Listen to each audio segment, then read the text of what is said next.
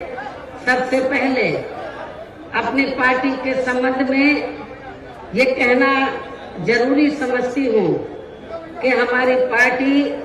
ये चुनाव उत्तर प्रदेश की लगभग सभी विधानसभा की सीटों पर अकेले अपने बलबूते पर ही पूरी तैयारी व दमदारी के साथ यहाँ सन 2007 की तरह फिर से अपनी पार्टी की पूर्ण बहुमत की सरकार बनाने के लिए लड़ रही है, ताकि आपको वर्तमान में भाजपा के चल रहे जातिवादी, संकीर्ण, अहंकारी व तानाशाही वाले शासन से मुक्ति मिल सके। इसके साथ ही हमारी पार्टी ने पूर्व की तरह इस चुनाव में भी बीएसपी से जुड़ने की तादाद को ध्यान में रखकर फिर उसी अनुपात में ही यहाँ सर्व समाज के लोगों को टिकट भी दिए हैं। और अब इस चुनाव में आप लोगों को अपना वोट कांग्रेस, बीजेपी, सपा व अन्य विरोधी पार्टियों को न देकर केवल अपनी एकमात्र हितैषी पार्टी बीएसपी को ही देना क्यों जरूरी है, इसे आप लोगों को समझना होगा। हालांकि इस संदर्भ में आप लोगों को ये मालूम है कि आजादी के बाद शुरू में काफी लंबे समय तक केंद्र व उत्तर प्रदेश सहित देश के अधिकांश राज्यों में भी कांग्रेस पार्टी की ही अकेले यहाँ सरकारें रही हैं, किंतु इनकी गलत नीतियों व गलत कार्य प्रणाली की वजह से ही अब ये पार्टी केंद्र के साथ साथ बहुत पहले ही उत्तर प्रदेश की सत्ता से भी बाहर हो गई है। इसके साथ ही ये पार्टी जबरदस्त जातिवादी होने के कारण शुरू से ही हर मामले में यहाँ दलित, आदिवासी व अन्य पिछड़ा वर्ग विरोधी पार्टी भी रही है और अभी भी है, जिस कारण केंद्र में रही इस कांग्रेस पार्टी की सरकार ने इन वर्गों के मसीहा व भारतीय संविधान के मूल निर्माता परम पूज्य बाबा साहब डॉक्टर भीमराव अम्बेडकर को भारत रत्न की उपाधि से भी सम्मानित नहीं किया था, जिसके लिए वो हर प्रकार से पात्र भी थे। इतना ही नहीं बल्कि इनकी मूवमेंट को आगे बढ़ाने के लिए अपनी पूरी जिंदगी समर्पित करने वाले मान्यवर श्री कांशीराम जी के देहांत होने पर भी केंद्र में उस समय इसी कांग्रेस पार्टी की रही सरकार ने उनके सम्मान में एक दिन के लिए भी राष्ट्रीय शोक घोषित नहीं किया था, तथा न ही इस पार्टी की रही सरकार ने पिछड़े वर्ग की आरक्षण संबंधी मंडल कमीशन की रिपोर्ट को भी लागू किया था, जिसे फिर बीएसपी ने अपने कड़े संघर्ष व अथक प्रयासों से केंद्र में रही श्री बीपी सिंह की सरकार से ही लागू करवाया था। साथ ही इसी सरकार में ही बाबा साहब डॉक्टर भीमराव अम्बेडकर को भी भारत रत्न की उपाधि से सम्मानित किया गया था, जो इनके अपार अनुयायियों की वर्षों से ये दिली चाहत भी थी। लेकिन अब केंद्र व अधिकांश राज्यों की भी सत्ता से बाहर होने के बाद यही कांग्रेस पार्टी खासकर दलितों, आदिवासियों व अन्य पिछड़े वर्गों के वोटों की खातिर आए दिन किस्म किस्म की नाटकबाजी करती रहती है, जबकि इन वर्गों के मामले में इस पार्टी की सच्चाई तो ये है कि कांग्रेस पार्टी जब सत्ता में होती है और इनके अच्छे दिन होते हैं तो तब इस पार्टी को इन वर्गों का विकास व उत्थान आदि याद नहीं आता है, तथा न ही इनको महिलाओं की भी भागीदारी याद आती है। इतना ही नहीं बल्कि इस पार्टी के बाद खासकर यहाँ सपा व बीजेपी आदि की बनी सरकार में भी यूपी की जनता हर मामले में व हर स्तर पर काफी ज्यादा दुखी रही है। सपा की सरकार में तो अधिकांश यहाँ गुंडों, बदमाशों, माफियाओं व अराजक तत्वों एवं सरेआम लूट खसोट करने वालों का ही राज रहा है, जिसकी खास वजह से ही इस सरकार में आए दिन यहाँ जाति व धर्म के नाम पर तनाव व दंगे आदि ही होते रहे हैं। इस मामले में पश्चिमी यूपी का मुजफ्फरनगर कांड इसका खास उदाहरण है। प्रदेश में विकास के कार्य भी ज्यादातर यहाँ एक विशेष क्षेत्र व एक विशेष समुदाय के लोगों तक ही सीमित होकर रह गए हैं। और इतना ही नहीं, सपा की सरकार के चलते दलित व अति पिछड़े वर्गों के लोगों के साथ तो हर स्तर पर सौतेला रवैया अपनाया गया है। आप लोगों को ये मालूम है कि जब सपा पावर में आई तो सपा सरकार ने एक काम ये किया सबसे पहले सत्ता में आते ही कि हमारी पार्टी की सरकार ने जो दलित और अन्य पिछड़े वर्ग में समय समय पर संत गुरु और महापुरुष हुए तो उनको आदर सम्मान देने के मकसद से, उद्देश्य से हमारी पार्टी की सरकार ने जिन नए जिलों के नाम इनके नाम से रखे, नई योजनाओं के नाम इनके नाम से रखे, तो उनको बदल दिया। और इतना ही नहीं, मैं सरकारी कर्मचारियों को भी ये बताना चाहती हूँ कि जब पदोन्नति में आरक्षण को लेकर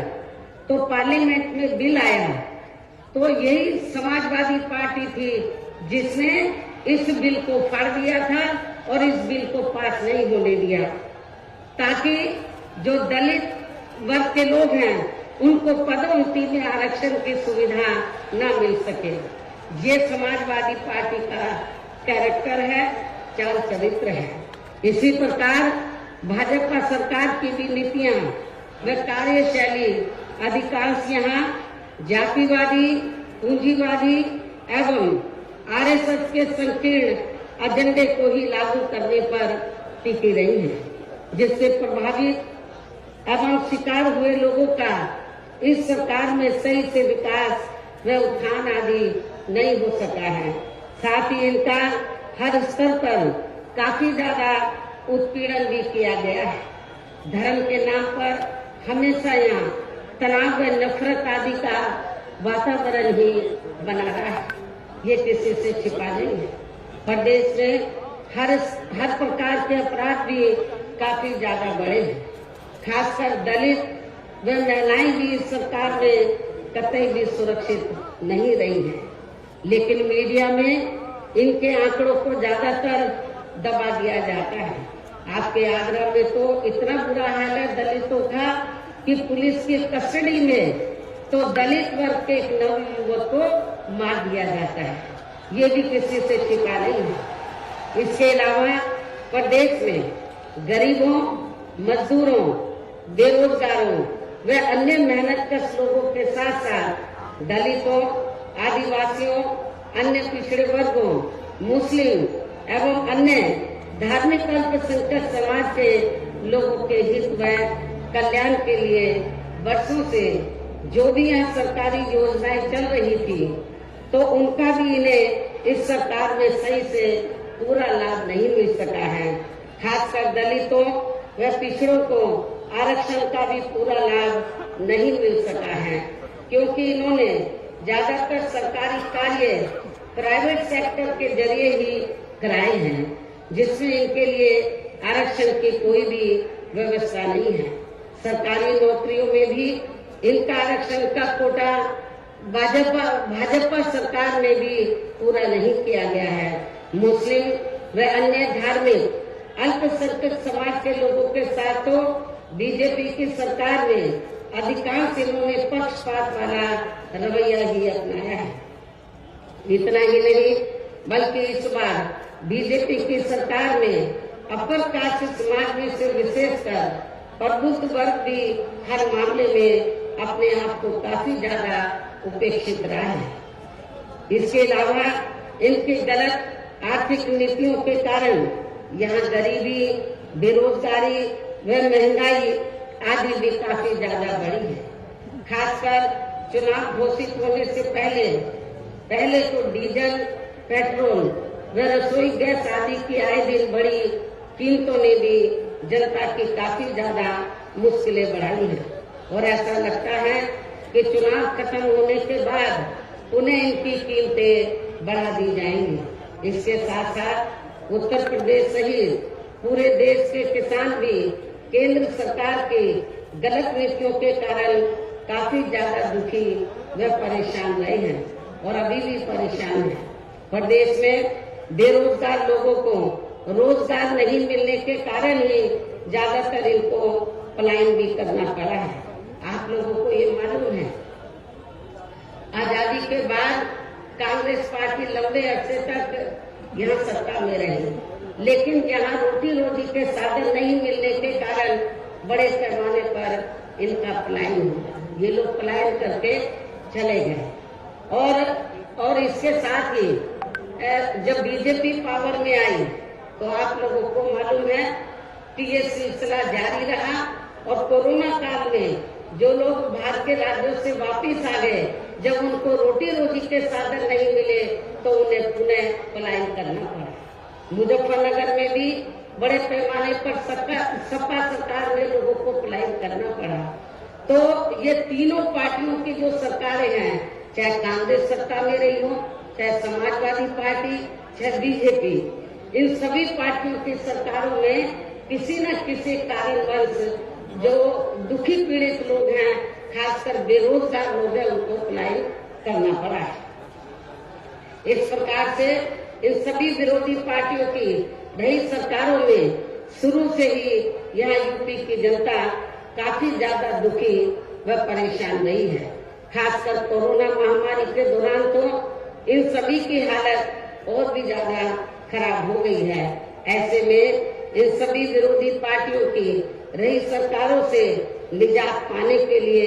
अब इस चुनाव में यहाँ प्रदेश की जनता को अपनी एकमात्र विदेशी पार्टी बहुजन समाज पार्टी की ही सरकार बनाना बहुत जरूरी है, जिसने अपने चारों रहे शासनकाल के दौरान बिना पक्षपात व भेदभाव आदि के यहाँ कमजोर एवं उपेक्षित वर्गों के लोगों के साथ साथ सर्व समाज में से गरीबों, मजदूरों, बेरोजगारों, किसानों, व्यापारियों, कर्मचारियों, वकीलों एवं अन्य मेहनतकश लोगों के साथ ही युवाओं, छात्रों, महिलाओं व बुजुर्गों आदि के भी विकास एवं उत्थान के लिए अनेक ऐतिहासिक एवं महत्वपूर्ण कार्य किए हैं। इसके अलावा बीएसपी की रही सरकार में दलित एवं अन्य पिछड़े वर्गों में जन्मे अपने महान संतों, गुरुओं व महापुरुषों आदि को भी विभिन्न रूपों में पूरा आदर सम्मान दिया गया है, जिनकी यहाँ सभी विरोधी पार्टियों की रही सरकारों में काफी ज्यादा उपेक्षा की गई है। इसके साथ साथ बीएसपी की सरकार में पूर्व की तरह ही यहाँ सभी वर्गों, धर्मों व विभिन्न क्षेत्रों में लगे लोगों के हितों में भी फिर से ऐतिहासिक कार्य किए जाएंगे। और पिछले लगभग 1 साल से मैं लखनऊ में ही रहकर अपनी पार्टी को मजबूत बनाने के कार्य में लग गई थी। इसके साथ ही इस कार्य में यहाँ ज्यादा ध्यान देने की वजह से मैंने पिछले 1 वर्ष से बाकी राज्यों का भी कार्य लखनऊ से ही देखा है और 1 वर्ष में केवल मैं 2 दिन के लिए दिल्ली गई थी। 1 वर्ष में केवल मैं 2 दिन के लिए दिल्ली गई थी जब मेरी मदर की मृत्यु हो गई थी और इस 1 वर्ष के दौरान मैंने यहाँ पार्टी को फिर से पोलिंग बूथ स्तर पर कैडर के आधार पर यहाँ सही से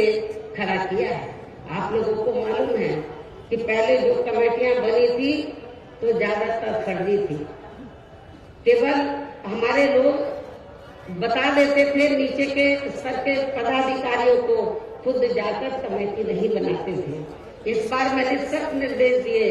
कि कमेटी सही होनी चाहिए और जो बड़े बड़े पदाधिकारी हैं वो भी जाकर कमेटी बनाएंगे, ये भी मैंने कहा। तो इस एक कहने का तात्पर्य यह है कि इस एक वर्ष के दौरान मैंने यहाँ पार्टी को फिर से पोलिंग बूथ स्तर पर कैडर के आधार पर यहाँ सही से खड़ा किया है तथा सर्व समाज के काफी नए लोगों को भी तैयार किया है। इसके साथ ही पोलिंग बूथों की कमेटियों के बनने के बाद फिर मैंने अपने ज्यादातर निवास स्थान पर ही उनकी समीक्षा बैठकें भी की है और ये कार्य खत्म होने के बाद फिर मैंने इस बार उम्मीदवारों का चयन करने के मामले में भी विशेष ध्यान दिया है, क्योंकि इस मामले में पिछले चुनाव में हमारी पार्टी के कुछ वरिष्ठ नेताओं ने जो अधिकांश दूसरी पार्टियों में चले गए हैं, उन्होंने काफी विश्वासघात किया है। पिछले बार चुनाव में उन्होंने काफी विश्वासघात किया, न जातीय समीकरण का ध्यान रखा, बल्कि सुनने में तो ये आया कि दूसरी पार्टियों के उम्मीदवारों से साठगांठ करके हमारे नेताओं ने ज्यादातर डमी कैंडिडेट खड़े कर दिए, जिसकी वजह से पिछले विधानसभा चुनाव में हमारी पार्टी का अच्छा रिजल्ट नहीं आ सका। इस चीज का मैंने विशेष ध्यान दिया इस बात की तरफ और मैंने ये फैसला लिया कि इस बार मैं ये कार्य अपनी देखरेख में खुद करूंगी। 403 विधानसभा की सीटें हैं, एक एक सीट पर मैं उम्मीदवार से खुद मिली हूँ, अपने रेजिडेंस पर उनका पूरा परिचय लिया, तो तब मैंने उनका टिकट फाइनल किया है, ताकि पिछले चुनाव की तरह हमारे साथ कोई धोखा न हो जाए। और इसके बाद जैसे ही मैं इस कार्य से कल मैं फ्री हुई इस कार्य से, तो आज मैं अपनी पार्टी के उम्मीदवारों को जिताने की अपील करने के लिए यूपी की दलितों की खास राजधानी आगरा में आप लोगों के बीच में आ गई हूँ।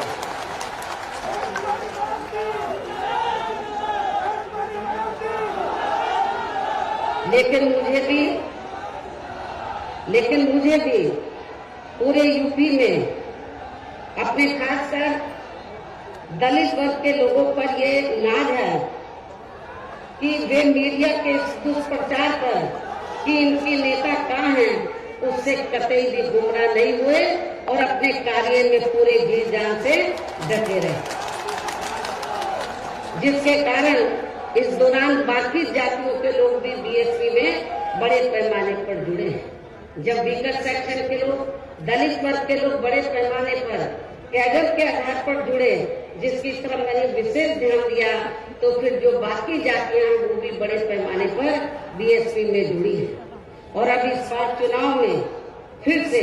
मैं मीडिया बंधुओं को ये बताना चाहती हूँ, जो ये गलत खबर दिखाते रहे कि बहन जी की तरह है, बहन जी इसी काम में लगी थी, इनको मैं बताना चाहती हूँ चुनाव की तैयारी में लगी हुई थी। और अब मैं मीडिया बंधुओं को ये बताना चाहती हूँ कि अब इस बार चुनाव में फिर से